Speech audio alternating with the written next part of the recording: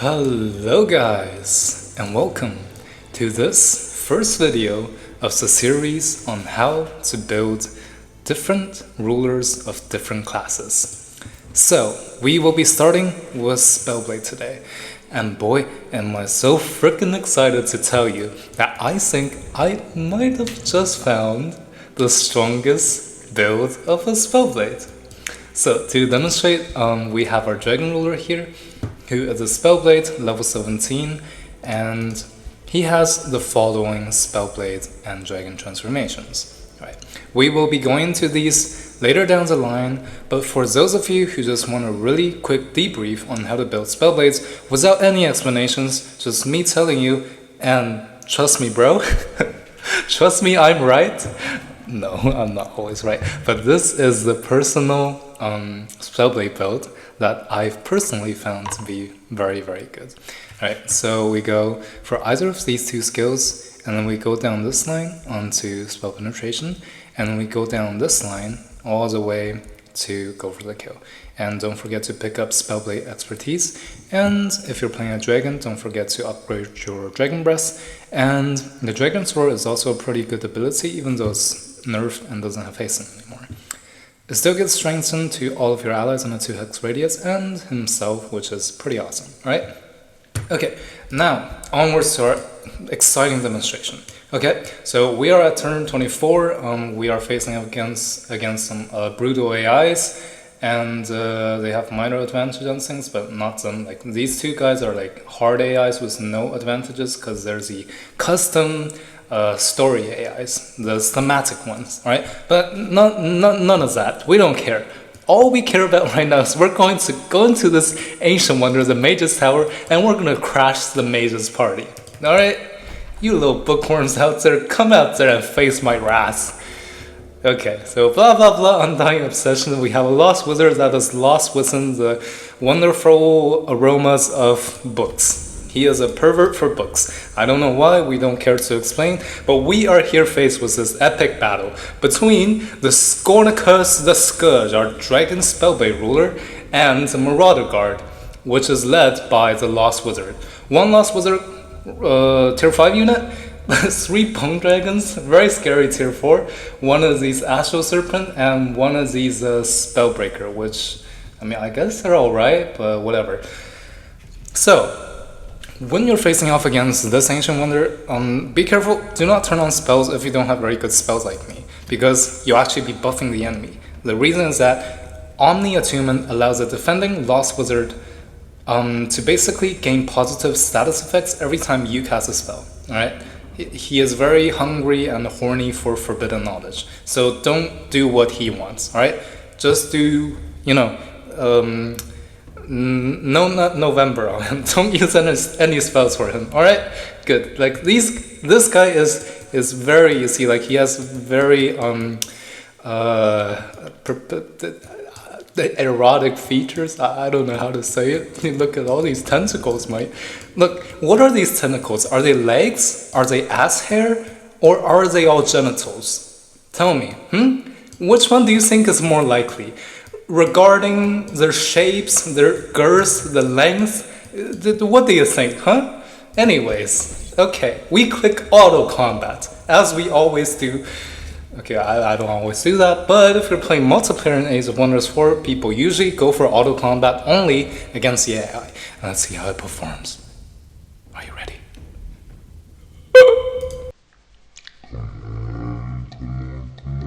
Oh, baby, let's go! One unit, grotesquely outpowered, killed 1 tier 5, 3 tier 4s, and 2 tier 3s. Let's see how the Spellblade Dragon, Scornicus the Scourge, our ruler of the day, did. Now we watch the replay, right? I am very, very excited. Okay, a bunch of dragons flying around, very intimidating army, and honestly, like the art of this game is impeccable. I love it. It's so good. Like, look at them, like dorky little dragons. Oh, Dragon Breath. I hope he doesn't get to decay on us. That would be very bad. But we do have high stab resistance, so I think we'll be fine. Okay. Alright. Oh, now it's our turn to deal damage. Oh, damn! How many people does that freeze? Quite a bit. Good. Right. Okay. Oof. Oh, okay. Now he killed someone with his claw attack. Alright. But yeah, isn't playing the Spellblade ideally. Like, ideally, I'll show you guys later. Alright, so got this. Oh, tail swipe, electrified flanking. Oh my lord. Oof. Okay, now. Oh baby! Killed that one, dealt a lot of damage to these high tier units. Alright, so the low tier units are all gone now. Oh, but he summoned an Astral Serpent. Okay, that seems OP. Tier 3 unit, just right out of nowhere. Damn. Alright, some more Dragon Breath. Okay. Come on, get rid of them. Nice! Oh, look at that. How many people are frozen? 1, 2, except for the tier 5. All these Bone Dragons are. We have a 90% chance of freezing people. Plus, because of Spellblade's unique ability, we also ignore their status resistances. Only Spellblades and Mages have this, I believe. So it's their little thing. Alright, Independents are moving. You're running for your life now, realizing that your perverted schemes will not be permitted under my eye. Kill him! Good. Alright, and that's it. And yeah, that was a Golden Nation Wonder. And I believe it's like one of the harder ones, right? Like these units are not joking around. But yeah, okay. Am I recording? Yes, we are live. Alright guys, today will be my first video series in detailing how to build the various hero classes, including the Spellblade, the Death Knight that is coming up, and then the Mage, the Ritualist, Defenders, Warriors, and what's last? The most immemorable one, the most noob one, the Ranger. Yeah, Rangers are underwhelming, but that's for another topic in another video. Today we will be talking about the Spellblade, how to build a Spellblade in Age of Wonders 4. The video will be separated into two parts. So the first is a generic Spellblade, so just a basic Spellblade. I was about to say a basic Beyblade. And the second part is how to build a Spellblade Dragon. Yes. Alright, so what are my takes on the Spellblade, right?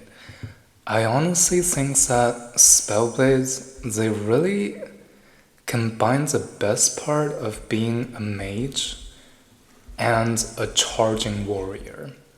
It's like a mage.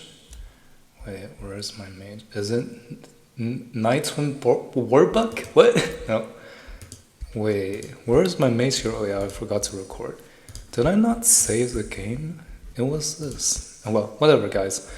Yeah, just imagine if a mage, like this sexy, I don't know what she is, but she does have a tail sticking out of her cape type of lady, Tariri Not. So just imagine she had a child with a warrior, and that is not her. Our Scornicus, the Scourge, the Spellblade. Alright? Okay, so enough of the side tangents. Let's see what the Spellblade has to offer.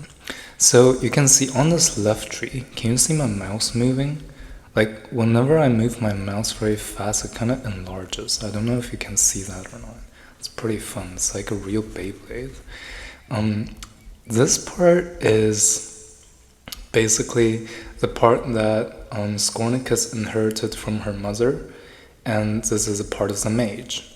And the right part, I would honestly urge you to ignore all of those on the right side of the right part. So everything from this line onwards is, in my opinion, certainly overshadowed by its left counterpart. And we will be explaining why. For those of you who just came here for quick build guides, you just want to know, how do I build a Spellblade quickly? My Spellblade keeps on dying and just doesn't deal damage at all and just is being a noob. Then this is my recommendation, right? So when we hit level 2, we have an option to choose so either one of these skills. I will not be delving too much into signature skills or the ruler type specific skills of like a Dragon Lord or a Champion or a Eldritch Sovereign or a Wizard King. We'll just be focusing on the Spellblade, alright?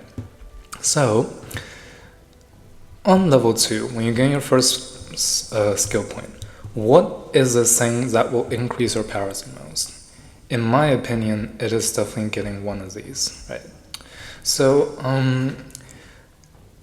before a certain update, the date of which I am unsure of, because my history brain is very, very old and suffer from frequent schizophrenia and amnesia. Basically, I can't remember any dates, but yeah, why is my girlfriend still with me? Fire evocation or lightning evocation, right? Before a certain update, people always used to choose lightning evocation, and that was mostly because lightning evocation dealt so much damage, and also to a cascading, or rather, it bounces to different enemy targets within 3 hexes, but it actually bounces to 3 additional targets as opposed to 2. So before that certain fated update, the lightning evocation could hit 4 people. And it dealt so much more damage than the fire evocation. It's so much more versatile because, let's see, the fire evocation, you deal damage in a 1 hex radius, right? So, a 1 hex radius, let's demonstrate in battle. Oh wait, no. I should not go on a side tangent first. I should do the build first, and then I will elaborate for those of you who want to hear an elaboration. So, quick rule of the thumb. If you are playing in multiplayer and you guys only allow auto combat against the AI, pick lightning evocation. This one is still by far the best or the better of the 2. It deals more damage on average. However, if you're playing single player and you would like to engage in single hand masturbation, I mean single player manual combat, choose fire evocation. I don't know why I'm so weird. Pick fire evocation because fire evocation has a much higher damage potential. Whereas lightning evocation can only hit 3 targets maximum, so original target plus 2 others. Fire evocation, if you manage it correctly, it has a damage potential of 7 enemies. 1 hex radius is basically 1 hex here, 1 hex here, 1 hex here, 1 hex here, 1 hex here, 1 hex here, and 1 hex here. So that's 2 plus 3 plus 2, and that is 7, alright? So fire evocation could potentially deal double or more damage than lightning evocation under the right circumstances.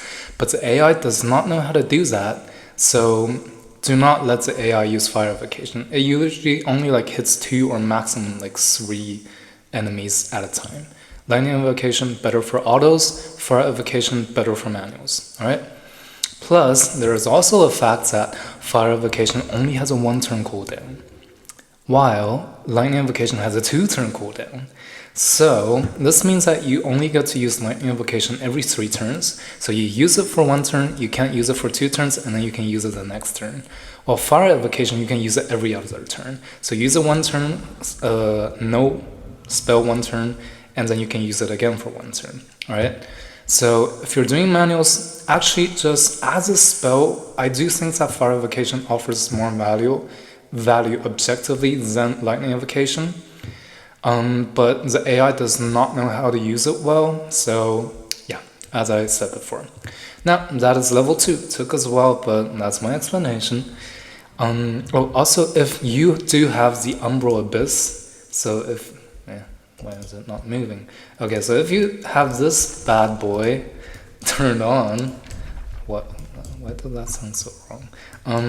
If you have this turned on, I honestly suggest you can definitely give Fire Evocation a try, because burning is a much more beneficial, much more powerful negative status effect as opposed to electrified against the Umbral demons, right?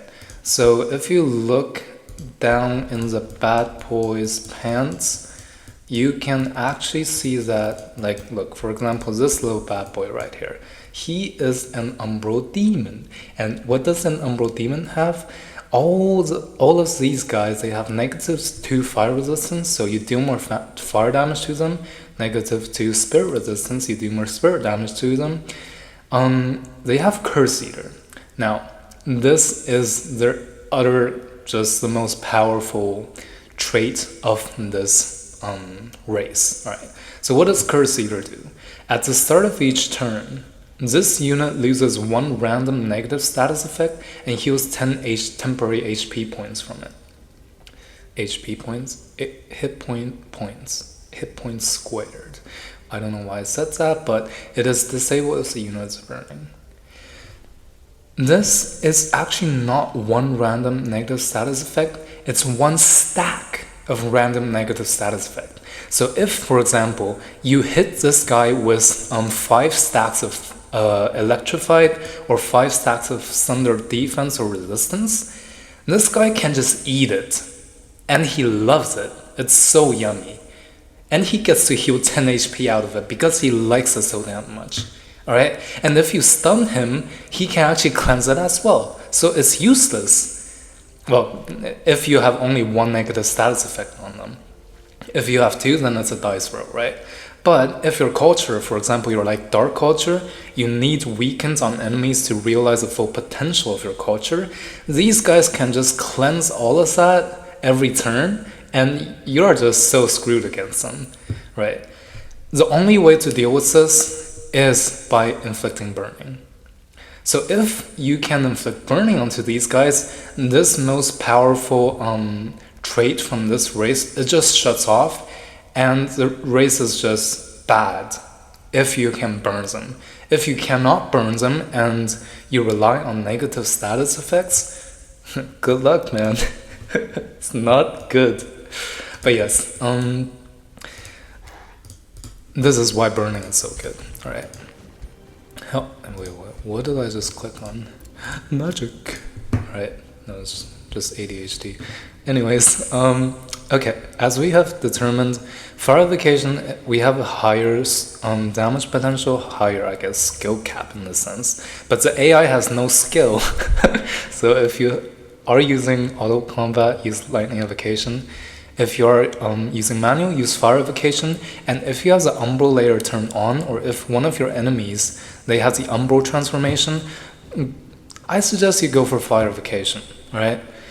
And okay, so we go for Fire Evocation. Now, we reach level 3, we get another skill point. We do Devastating Evocation. This essentially makes our Fire Evocation from 12, it takes us to 24, and Lightning Evocation from 15 damage to 27. Essentially, it doubles it, alright? This is, I think it's just brain dead, always clicks on these two, so like either one of these spells, and then this as the next one. If you get into like very late game and your enemy has fire weakness or like are all Umbral demons, and you can get into really big 18 versus 18 fights, I can see an argument where Fire Cascading Evocation could be viable. It definitely, I have some success with this as Spellblade Dragon rulers, But if you're as like just a normal Spellblade, I don't go for this, and neither should you go for this because it's just one stack of standard defense and one stack of standard resistance. Compared to the extra damage, just do extra damage, man. You know, like just do the extra damage. Who cares about the debuffs when you don't do enough damage, right? Unless you're playing a very supportive role with your Spellblade and want your team to do all the work. But Spellblades, in my opinion, they are not a supporting role at all. I do think that they have the highest carry potential out of all the hero classes. Maybe they're on par with warriors, but I do think they have the highest presence on the map. Like, you have a Spellblade, you should be afraid. And it freaking rhymes, baby. Okay, alright. Now, we have level 3. When we get to level 4, we have actually multiple choices. So when we get to level 4, we actually get 2 more skill points. One from leveling up, and then another from choosing the signature skill. Alright. So for example, you choose one signature skills. We won't be going into these now, but now we have 2 extra skill points at level 4. So we have multiple choices. If you're going for a dragon ruler, I would actually love for you to go for electromancy, and then this is the key: spell penetration. Essentially, you do not wear a condom when attacking the enemies. All attacks ignore 3 resistance and 3 status resistance. When you are level 4, the enemies you face are usually like pretty weak, like tier 1, 2, sometimes on the rare occasion tier 3 units. But for example, we take her, the Pyromancer, right? She has 1 resistance and 4 fire resistance. She has 5 fire resistance in total, basically. However, you can ignore 3 of that. And even if you encounter someone with more resistance, like tier 3 units, essentially this makes you deal true damage on your magic attacks or your melee attack. If that also has a magic component to it, it makes you deal true damage. It's crazy good. And you can get it super early on, just on level 4. So if you're going for a dragon ruler, take this. However, if you're going for a normal ruler, which in the early game you probably will not have a magical component to your physical attack, then I do not really recommend going for this just yet. Alright, we will save this for later. Now, you could go for the Aethermancy, I don't know how to pronounce it, to inflict blind, but it's only a 60% chance, and without a huge AoE Dragon Breath, you don't have many chances to proc it, so it's not worth it in my opinion. And you have a quick phase, which is a nice ability, but it is not essential, right? So when you get to level 4, and you're just a normal law-abiding humanoid citizen hero Spellblade, so level 2, level 3, level 4 you get 2 more skill points. You go for this. Arcane Skirmisher. Am I recording? I have the memory of a goldfish. I am. Good. Arcane Skirmisher. So what this does is that it makes your melee attacks grant prepared spell for 2 turns. Magic attacks grant prepared strike for 2 turns. And so basically what this does is melee attacks make your magic attacks in the next 2 turns. So this turn and the next turn deal 20% more damage, and magic attacks that you do makes your melee attacks deal 20% more damage both on this turn and the next turn. So this is a special part about Spellblades, and one of the reasons why you definitely want to have a magical attack on Spellblades, you want to first research this, is because essentially you can run up to an enemy. You can hit them with a spell first because you have 4 range on this, and if you have fast movement, you can move I believe it's 5 hexes in battle, and if you have very fast movement, you can move even more than that. Alright, 5 or 4? I think no, 4 hexes. Yeah. Anyways, whatever. This basically means that in battle, you can just run up to an enemy, hit them with a huge damaging spell, and then through this damaging spell, the magic attack, you will gain Prepared Strike. And the next turn, where you don't have any magical spells left, you only have your charge attack left, which is still very powerful, it will gain an additional 20% more damage. And after you use your melee attack, if you have Fire Evocation, then the cooldown will be finished and you can use this magic attack again, which is buffed by your melee attack for 20% more damage. So you see, if you manage it correctly, just do it in this proper order, magic, melee, you can just have a 20% damage buff from this single skill point alone. And you can get it very, very early. This is awesome. All right. So level 4, we click this, and then we can click another one. And here is when I definitely recommend. So honestly, you can go for either one of these. This is by no means bad, but as a Spellblade, you don't enter defense mode that often. So it could be quite easy for the enemies to actually flank you, and this will be completely useless. However, if you have a charging weapon on the Spellblade, which is something I definitely recommend always, in my opinion, you either can have a shield and a melee weapon, that works, but in my opinion, Spellblades, you just want to dish out a ton of damage and have very high mobility, and that is what a charging weapon allows you to do. If you want to go defensively, so essentially this left part is essentially all defensive traits, well, most of them, like this is skirmisher, but in a sense it's also defensive. It makes you more mobile and it makes you take less damage. It doesn't actively contribute to your damage dealing potential, right? And like these are all for like kind of defenders. But defenders, they do the job much better than Spellblades. As I said before, in my opinion, Spellblades are for the battlefield presence, they're for dealing huge damage numbers. They're not a supporting role, they're not a protecting role like defenders, alright? So, we go for melee training. This actually allows our charge attacks to deal 2 thunder resistance on one single attack, because the effects are increased for non-repeating attacks like charge attacks. Alright, 2 thunder resistance, and it is guaranteed. It doesn't matter how much status resistance the enemy has, I believe it is always applied to thunder resistance. And thunder resistance is very good since it reduces resistance and also status resistance of the enemy. Alright, so now we're at level 4. When you get to level 5, now I would just simply recommend going down, going down this tree. You could choose just gaining a 10% bonus damage, but here's the thing, alright? We now face a choice between Keen Edge or Spellblade. Keen Edge plus 20% crit chance. Now what does crit chance do? It makes you do more damage, but how much damage? It's actually 150% damage modifier.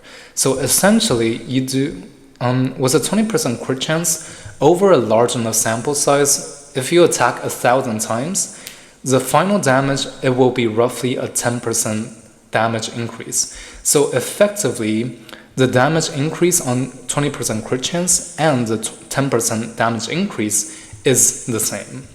However, the reason we want to choose Keen Edge is because crit chance has other synergies down below. Alright, so this is level 5. And then we get to level 6. Level 6, Critical Skirmisher. You could choose get the flanking thingy, but unless you're like a reverse or something, which benefits extra from flanking attacks, I don't really recommend it, because last I've checked, these AoE magic spells, I don't think you can flank with them. So yeah, it's not really that good. Correct me if I'm wrong, guys, definitely. But last I checked, these AoE damage magic spells, they cannot flank. Alright, so we go for Critical Skirmisher. What does this do? When the hero does a critical hit, subsequent critical hits will do an additional 10% damage. This effect can stack up to 5 times. Basically, every time you do one critical hit, all your other critical hits they will deal more damage later down the line. However, one thing to note is that it does not make the skill like that like broken. Is that if you deal multiple critical hits on one single attack, like the fire evocation or the lightning evocation, you actually only gain 1 stack of this thing.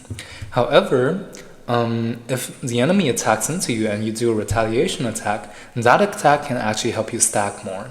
All right, so basically every turn you can stack it up to like 2 times, 1 on your own turn, and if you get a retaliation attack on the enemy's turn, you get another stack. It's not that powerful, but it's a good one. Next, now we get to, I think it's level 6, right? Okay. When this unit kills another, it gains 3 fortune. What does 3 fortune do is 30% crit chance. This effectively, when you kill something, you get 3 fortune, that's 30%, plus the 20% from the king edge, boom, 50% crit chance right off the bat, right? And 50% crit chance essentially translates into a 25% damage increase. Very powerful. It's more powerful than this. So if you add these two together, it's only 20%. Plus, you get more critical damage from this, while you get flanking damage from the other tree. But as you can see, this outperformed this. Even though, okay, you only get this by killing something, so I guess these two are even. But you can see there is another synergy with crit.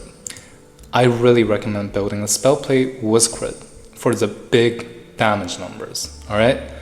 Now, we see critical second wind. So when you do a critical hit, you gain 1 stack of strengthened and heals 10 HP. This is an okay skill, and you could choose to go for something else. For example, deal more damage, or you can go for this, but Spellblades are for dealing damage. You can just heal up all the damage that you take, and if you just get killed, I mean, you'll just get killed, right? But you want to kill things before you kill them. That's my philosophy at the Spellblade, alright? You don't want to drag things out with a Spellblade. You want to damage them, alpha strike them as hard as possible, so that when they deal damage to you, they can deal as much damage to kill you, right? That's the ideal situation. You don't want to sacrifice DPS for tankiness that much, alright? Okay, now you have 2 choices. I think we're at level 7 now, right? Like 1, 2, 2, 3, 4, 5, 6, 7. Wait, what? 2, 3, 4, 5, 6, 7. Okay, we're at level 8 now.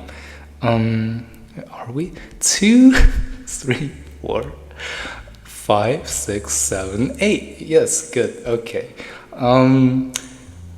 Now, I actually, okay, you can choose either one of these, but I would definitely recommend going Spellblade Expertise for now, because 10% extra damage, 1 defense, and 10 evasion. It's just a very good node to pick up, just in one single node, right? We picked this. You could go this, but here's the thing, it's actually different from the Warrior and the Death Knight one. It doesn't stack. Like when you are a Death Knight or a Warrior and you deal like a huge Dragon Breath and all of some crits, I believe every single crit will actually heal you up for 10 HP. It won't give you strengthen, it will give you hasten instead. But for the Death Knight and the Warrior, all critical hits in one single spell will give you multiple heals, right? But in the Spellblade, I believe you only, I just tested it actually.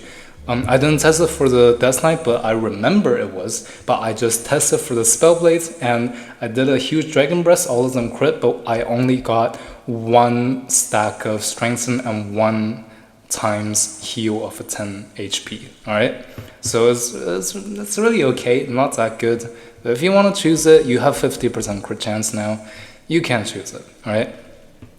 Okay, now, here we can choose these 2. We definitely, like, in my opinion, don't do this. Like, you're wasting a whole turn to reset your cooldowns, but all of your cooldowns are very short. You don't want to do that, right? Especially if you're playing as a dragon ruler. Don't waste a turn. The turn of a dragon is the most precious turn of everything, all right? A high-level dragon's turn eclipses anything you can do. Don't waste a turn trying to reset some esoteric cooldowns. I don't like that. Never click on this, guys. Just don't do it, okay? I'll be very mad if you do. All right. Now, okay, so we chose Spellblade Expertise. However, if you didn't choose Spellblade Expertise and you chose Critical Second Wind instead, you now have two options. One is Opening Strikes, and the other is Fatal Strikes. Opening Strikes essentially lets you deal more damage to enemies that have higher health percentage. And Fatal Strikes is essentially you deal more damage as the enemy has lower health percentage. Essentially, Fatal Strike is an execution type buff, while Opening Strike is like shredding down healthier targets type of buff. Now, what do you want to go for? In my opinion, always Opening Strikes. I remember another YouTuber called Shinshin talking about this, but the fatal problem with Fatal Strikes is that, okay, look, melee attacks now do more damage as the target loses health up to 50%. The thing with Spellblades is that with all of these damn buffs, you already deal so much damage that if the target is at a relatively low health, chances are, with or without Fatal Strikes, you can one-shot them already, right? So essentially, this is redundant. However, what Opening Strikes allows you to do is that it actually allows you to potentially one-shot a target at like 100% HP, and you deal 50% extra damage to that guy, potentially just insta-killing it, alright?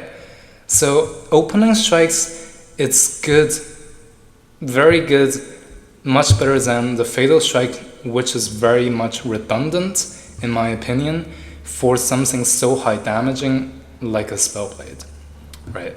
So Opening Strikes to make you one-shot people from 100 to 0. Boom. Okay, I believe that was, level 9 or something? Oh wait, but level 8 we get one more skill point. Here is level 8, so we just finished up level 8, alright? You picked up another signature skill, I don't know, Shadow, let's go Shadow. And okay, now we hit level 9, we get another skill point. What do? Now, obviously, go for the kill. It's the ultimate, like, you know, the end node of the Spellblade. It makes your attack deal 50% damage until the end of the turn. Doesn't matter which damage type it is, you just deal 50% more damage. Super duper strong, I freaking love it. But the AI doesn't love it, sometimes it just doesn't cast it for whatever reason, I have no idea why. But you know, the AI is the AI, artificial intelligence that is not so intelligent.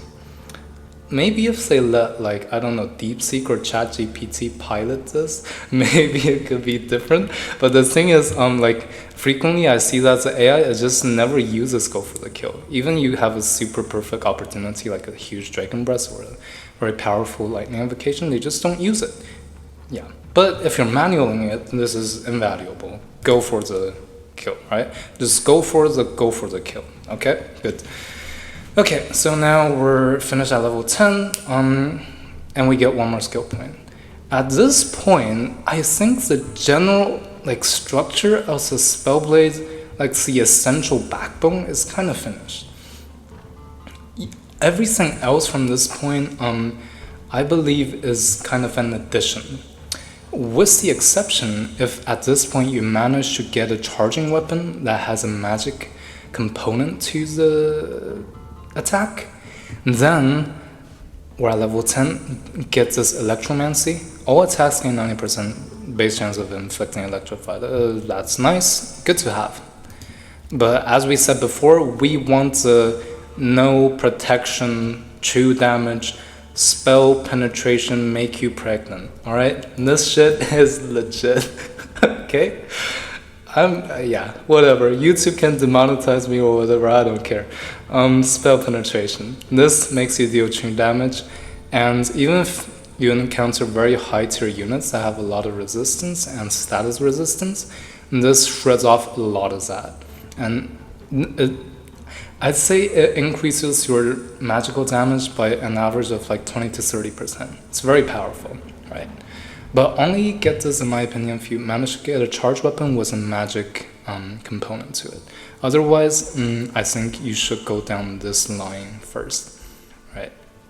Okay, now that was, was that level 10? I think it was. Wait, let's count. 2, 3, 4, 5, 6, 7, 8, 9, and then 10, 11? What? I'm so confused. Wait. 2, 3, 4, 5, 6, 7, 8, 9. Okay, 10, 11. Okay, that was level 11. And now we get to level 12, and we gain 2 more skill points.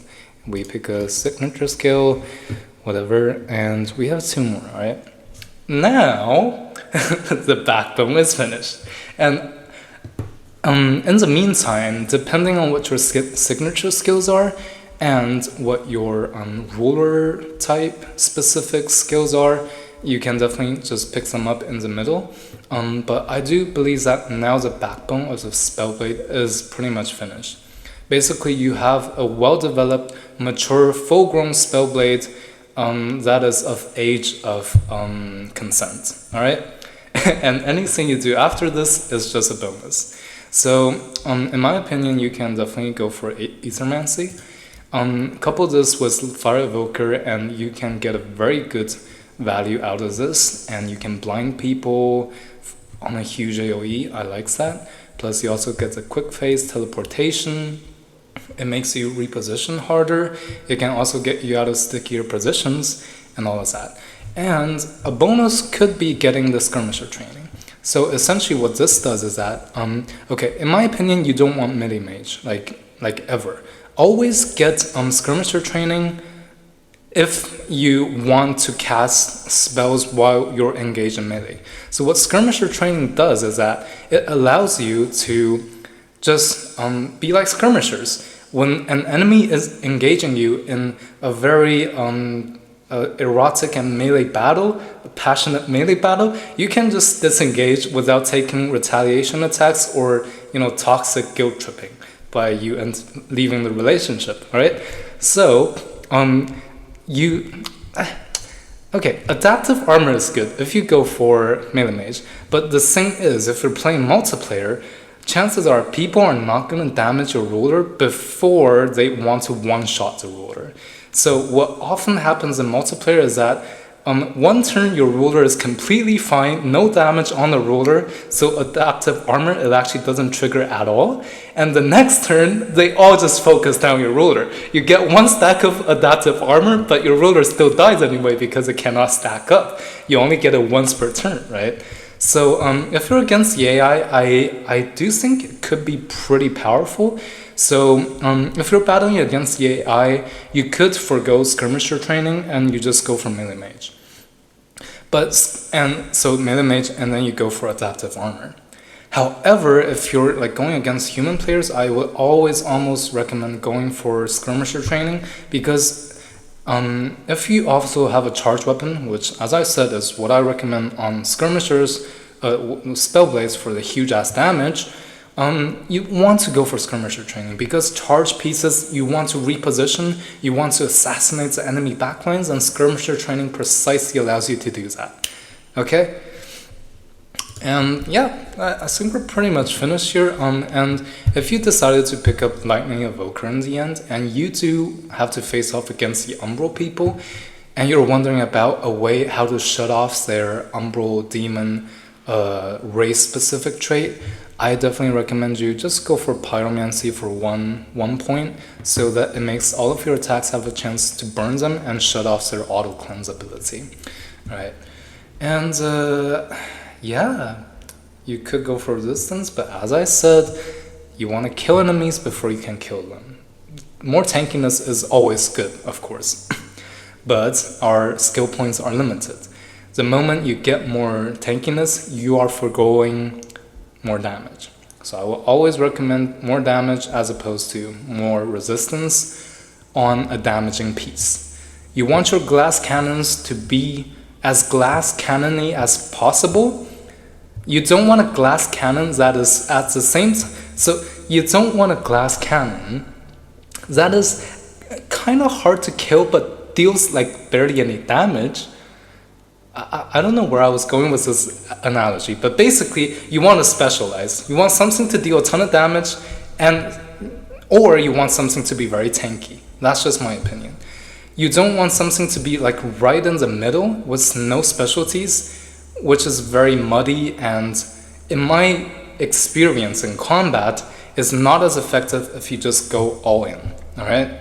So defenders, you want to be as tanky as possible. You want retaliation attacks and all those things. With mages, you want to build them up, make them super heavy hitting. And as a Spellblade, I believe the two most important criteria are one, damage, and the other is mobility. All right. So the phase and the skirmisher training are pretty good. Yeah. But you don't need to get them at first, because you can also engage from distance as a Spellblade. Just saying. Okay, but I believe that is all that we need for now. This is the first half of the video done with the normie humanoid, just the Homo sapiens Spellblade. All right, that is finished. But now we move on to the exciting part, the draconic Spellblade. Okay, so should we do a cut? Let's do a cut. Cut! Yeah, maybe I'm just not gonna bother, who cares? Okay, now, a dragon Spellblade is a whole different beast altogether. Well, not really, but yeah, kinda. Okay, so how do we build out a dragon Spellblade? So how do we build out our Scornicus the Scourge and make him able to solo gold ancient wonders like we did in the beginning? Let's see. All right. Okay. Boom. First, if you're going against the AI, same principle applies. Go for lightning invocation, and you can also go for fire invocation if you're playing manually. But I'm mostly playing against the AI auto battle. So lightning invocation. I'm practicing for the multiplayers. I'm still very much a noob. And then we go for this on level 2, and then we go for electromancy. It's kind of redundant since you also inflict electrified, but it's whatever, man. And then you go for spell penetration. Why do we go for this first as opposed to this tree first when we went for a normal ruler? This is because the dragon attack, charge attack, you already come with a good portion of elemental damage. And you also come with a huge ass dragon breast. That is also magic damage, which spell penetration contributes perfectly. Alright. Now, we get Arcane Skirmisher. This, alright. So, it's even more perfect on dragons, man. It's so damn perfect. Like, you just nuke people, and then you charge into them, and then you do your dragon breath, and you get to nuke people again. It's just, oh my god, it's so good. Okay. And then we have melee training. Yeah, I just like it. And crit chance, since I'm also going barbarian, which where is it? Savage strike. Yes, we deal additional crit damage basically as barbarian. So crit is just brain dead for us. And now we do critical skirmisher, more crit, grim executioner, more crit upon kill. And honestly, like Spellblade Expert, like I'm gonna get these bows, right? But we're first gonna go down this line. Opening strikes, go for the kill. Okay, and now let's click on our signature skills. Okay, so we go for Chaos Transformation for more crit chance. Now our dragon has a default of 40% crit chance, and when they kill someone from Grim Executioner, we will get 70% crit chance, which is OP. And plus, I also have this Overwhelm Tactics Society trait. So whenever I stand next to a racial unit, I get 20% more crit chance on my dragon. So I get my dragon up to 90% crit chance from all of these. No need for any special, enchantments or whatever. 90%, just like that. And then we go for Shadow Transformation is banned in multiplayer sometimes. It's considered too good sometimes. So I'm just gonna go for Materium Transformation. And this is actually a hidden piece, right? if either you are going a dragon or you are going for a normal Spellblade, but you have the luxury to go for the Materium, the Adept of Materium signature skill, go for this, Immobilizing Presence. The secret is here.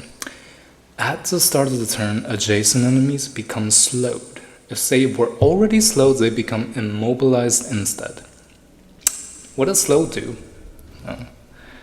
Unit has slow movement, basically they just move slower, but the crucial thing is that they have one less retaliation attack. Retaliation attacks is that whenever you are engaged in passionate melee combat and you try to disengage, they will guilt trip you and hit you once, right? And what this does is that when you want to move away from a unit when you are engaged in melee, you actually cannot move that far. Your movement is restricted. However, if you remove the retaliation attack, you slow them, essentially they cannot control you anymore. You can just move wherever you want. You can fly wherever you want as a dragon. And this basically is essentially just a better version of skirmisher training and the better version of melee mage. Because at the start of your turn, all adjacent enemies become slowed, and if they were already slowed, they become immobilized. As we already said, slowed allows you to ignore the zone of presences, zone of control, and retaliation attack of enemies if you're a dragon, and it allows you to basically fly anywhere without taking any damage. And if they were already slowed, they cannot move after your turn, right? So this applies at the start of your turn all the time. So you don't have to worry about anything about like, oh, what if the enemies stand far away? Well, if they stand further away from you, then they cannot zone of control you. But if they are right next to you, they can zone of control you, but at the start of your turn, you always slow them, regardless of their status resistance. So this effectively allows you to ignore the zone of control of all enemies. It allows you to fly anywhere as you like without taking any retaliation damage. You are the freest bird in the world with this stuff, alright? This is absolutely crucial. And then we take another one. Let's take Frost Breath. I just like it. It's great CC. It allows you to freeze enemies. By the way, guys, like these signature skills, you can just pick whatever you like, whatever is to your liking. I will probably do like what's the ideal way to build a dragon for different builds. But my friend Winslaya, he already has a video on how to comprehensively, build a dragon out. He has all of the spreadsheets and all the charts, and yeah, go check how to build a dragon and you will see his video on YouTube. All right, and then we go for level 16 and no-brainer out of order. It's just so damn good, right? And then we click this, lead by example. We have 6 skill points left. We are level 17. What are the 6 we want? Aethermancy. All attacks gain 60% base chance of inflicting blind. Good. And, okay, what do we have? Basically, this allows our Dragon Breath to inflict blind on a huge area. And because we have spell penetration, we will penetrate all of their eyelids, poke them in the eye, and make them all blind. Alright? This is freaking awesome. And then we get quick phase, because mobility is always nice. More mobility as a free action. Free actions are what we are looking for, right? Free actions are always good except for the free action that makes you kill yourself. Everything else is good. Okay, and then we get the Dragon Breath and we get the reduced cooldown. So we used to have 3-turn cooldown, which means you can only use it every 4 turns, which is very long. But now if we get this, we can actually use it every 3 turns. So it doesn't feel that long anymore. And you can probably get, I don't know, 2 or 3 in a battle maybe, whereas you can only usually get 1 or 2 Dragon Breaths done in a battle. So this is a pretty good one, Quicken Breaths. Okay, we have 2 skill points left. Let's see what we need more. And we could get some more tankiness if we want to solo things, but we're sacrificing damage for it, and we don't want that. We could get this Meteor Strike thingy. which makes our base attacks deal more damage. Wait, but let's lock it in first. I don't think we need to change anything. Yeah. Okay, so we got 2 more. Either we get Searing Strikes, which puts 20% damage against burning targets, and we have a way to inflict burning very reliably, which is Ghostfire, because we are a Chaos Dragon. Or we... I mean, we could go for this, but is it really that good? It's just 10 heal and 1 strengthen every turn. You know what? Maybe damages. That just straight up damage is better. Yeah, let's give this a try. Boom. Okay. Alright, and that's our dragon, Scornicus the Scourge. As I've mentioned before at the start of the video, I will be doing a whole series for different builds of different heroes. So if you want that, definitely stay tuned. And this will be me, Eden of Corn, signing out.